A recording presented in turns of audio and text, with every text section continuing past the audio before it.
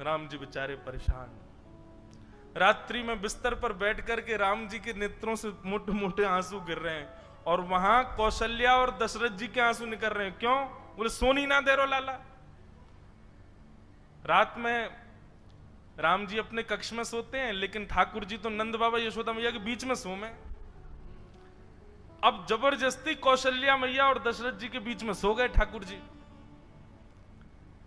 कौशल्या मैया दशरथ जी दोनों जैसे ही सोए तो कौशल्या मैया की चोटी और दशरथ जी की दाढ़ी पे गांठ बांध दी ठाकुर जी ने।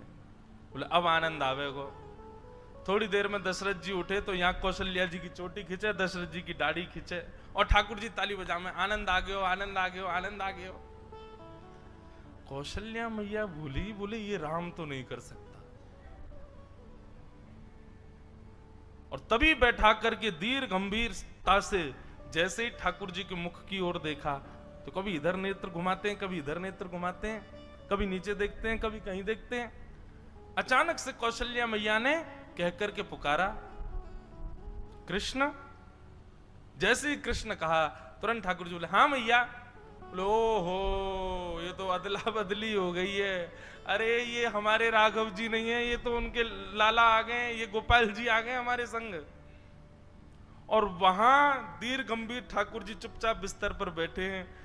यशोदा मैया और नंद बाबा दोनों पकड़ पकड़ करके बीच में सुबह में फिर उठ के चले जाएं, बीच में सोना आता ही नहीं उनको। यहां यशोदा मैया बोली, बोले लाला इतना गंभीर तो कभी ना रहे। जैसे ही नेत्रों में झांक करके देखा तो दीर था, गंभीर था, बिल्कुल एक निष्ठता, मानो जैसे कितनी गहराई हो भीतर। यहां यशोदा मैया ने पुकारा राघव। बोले जी मां। आहा, राघव सुनते यशोदा मैया घबरा गई बेचारी।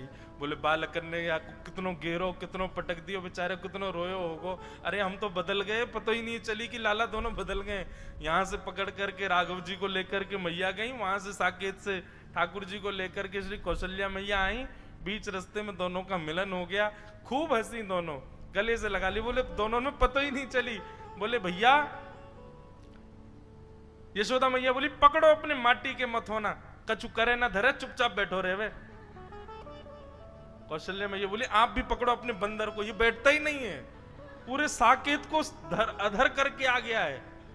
दशरथ जी की सफेद दाढ़ी पीली पड़ गई है, पूरे पे कड़ी लगा दी है। ऐसे आनंद का वो भाव भक्त श्री कोकिल अपने भाव में वर्णित